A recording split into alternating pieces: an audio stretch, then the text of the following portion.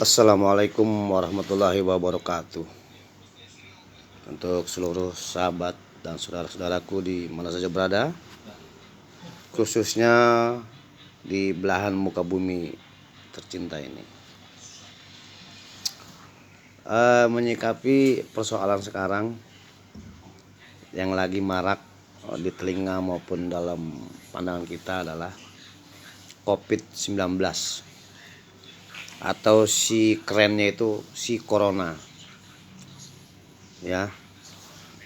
Jadi persoalan COVID-19 atau corona ini memang bukan persoalan sepele, jujur bukan persoalan sepele dan nggak bisa dianggap enteng. Harus disikapi dengan serius, matang, cerdas, dan penuh kewaspadaan. Zaman sekarang ini banyak sekali masyarakat yang kita dengar maupun kita lihat itu banyak dibikin stres. Atau kalau boleh gue ngomong, sekarang ini banyak gue temuin orang itu di mana-mana stres, di mana-mana ketakutan gitu ya. Ketemu orang takut gitu loh. Ngumpul takut. Ya, sebenarnya ketakutan ini justru malah merusak tatanan sosial dalam kita hidup bermasyarakat maupun bernegara.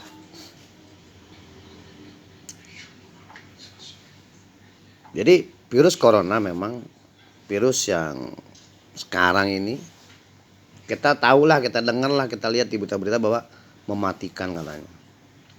Secara medis ya kita akui itu secara medis, kita akui. Tapi bukan berarti itu membuat kita sebagai manusia beriman, manusia beragama atas ketakutan yang berlebihan dengan itu. Yang penting adalah bagaimana kita menjaga, pertama menjaga diri sendiri, keluarga, orang-orang dekat, sahabat kita dari penebaran virus corona itu. Bagaimana caranya? Yang pertama dikatakan tadi, biasakan hidup bersih. Berarti ya cuci tangan, habis kita ketemu orang cuci tangan, kemudian jaga perilaku, adab pada saat kita bersin atau pada saat ada orang bersin kita juga harus tahu mengatasinya. Lantas kemudian jangan selalu kita suarakan ini bahaya, mematikan, bahaya, mematikan, bahaya, mematikan. Jangan itu yang sebenarnya yang kita suarakan, jangan itu. Tapi bagaimana kita menyuarakan ini dengan cerdas, yang membuat orang nyaman, membuat orang mau mengikuti anjuran, nggak stres, nggak ketakutan. Karena jujur aja, pada saat orang didoktrin otaknya, didoktrin pikirannya, ketakutan, ini bahaya. Bahaya. Karena dibilang ketakutan yang berlebihan itu sangat berbahaya dan merusak diri sendiri, merugikan diri sendiri. Ya, gua pribadi mau ngajak sama semua nih, semua yang nonton video ini siapapun, ayolah kita rubah sekarang pola pikir kita. Corona itu memang secara medis sangat berbahaya.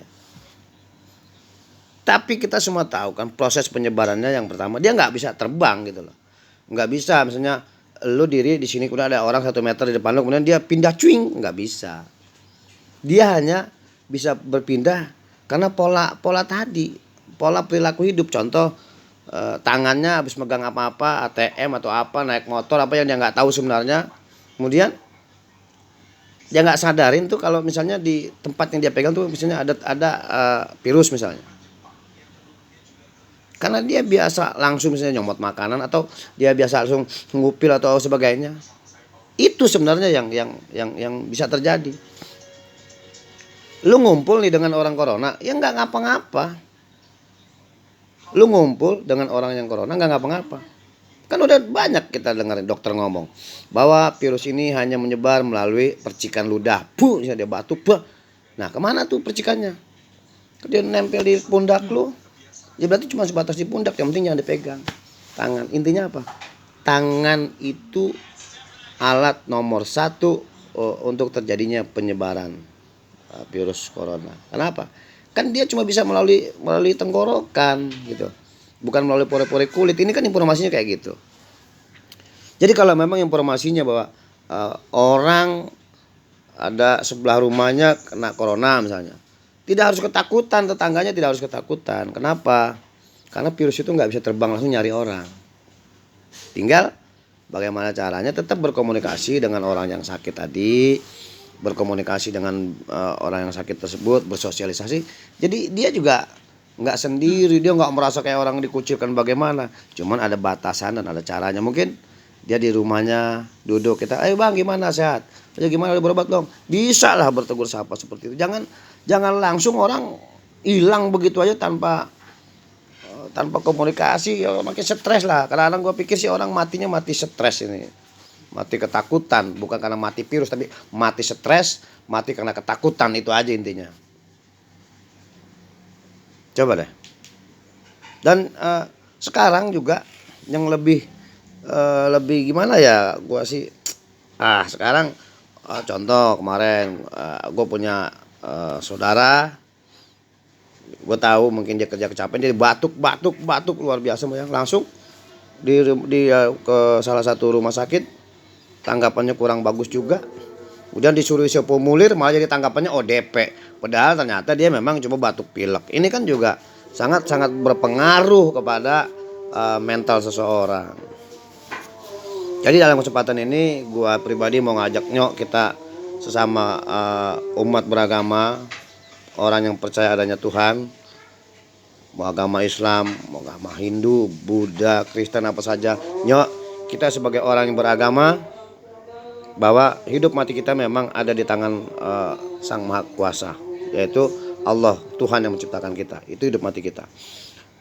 Tapi memang jangan disepelekan dengan virus corona yang secara medis ini bisa menimbulkan kematian. Ini jangan disepelekan. Nah, artinya bagaimana supaya ini bisa ditanggulangi dan masyarakat bisa tenang? Kita sampaikan informasi yang baik bahwa virus corona itu tidak sengaja terbang nemplok di orang kemudian orang itu terkena corona, enggak begitu. Jadi virus corona itu melalui proses, ya, dari orang yang sakit terinfeksi corona, kemudian dia ada mungkin bersalaman dengan seseorang atau berpelukan dengan seseorang, kemudian orang yang habis bersalaman dan pelukan orang itu tidak langsung mencuci tangannya atau tidak langsung mandi, langsung dia menikmati makanan, mungkin itu yang lebih banyak terjadi. Ini kalau yang gua pelajari dari berbagai informasi dari video-video. Nah, demi ketenangan umat, demi ketenangan masyarakat, demi ketenangan orang, demi ketenangan sahabat kita, siapapun dia, pada saat kita melihat orang dalam kondisi batuk pilek, jangan langsung kita ODP. Pada saat kita lihat orang batuk pilek, jangan kita bilang oh corona. Enggak semuanya seperti itu, bro. Kan setiap orang punya sejarah dulu, ya.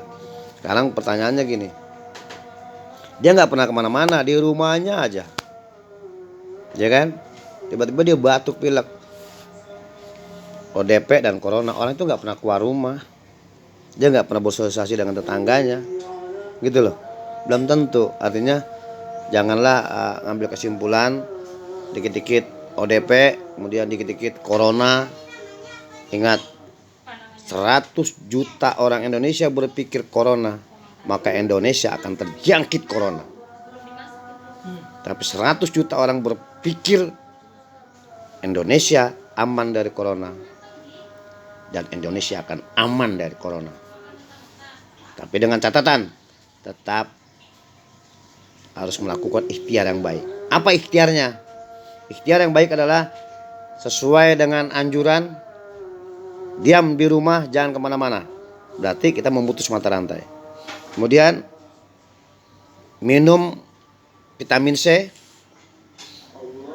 banyak istirahat, banyak olahraga, dan jangan stres. Kan itu aja. Jadi kita himbau kepada masyarakat mulai saat ini, untuk menyelamatkan diri, keluarga, teman dan sahabat, berdiamlah di rumah. Jangan kemana-mana. Apabila memang nggak penting-penting banget, mendingan di rumah. Untuk apa? Untuk memutus mata rantai penyebaran COVID-19. Dan gue yakin Indonesia aman. Gue yakin kita semua bakal selamat. Dan gue yakin selesai sebentar lagi persoalan corona ini. Selamat jalan corona dan selamat datang bulan suci Ramadan. Allahu Akbar. Wassalamualaikum warahmatullahi wabarakatuh. Tabe.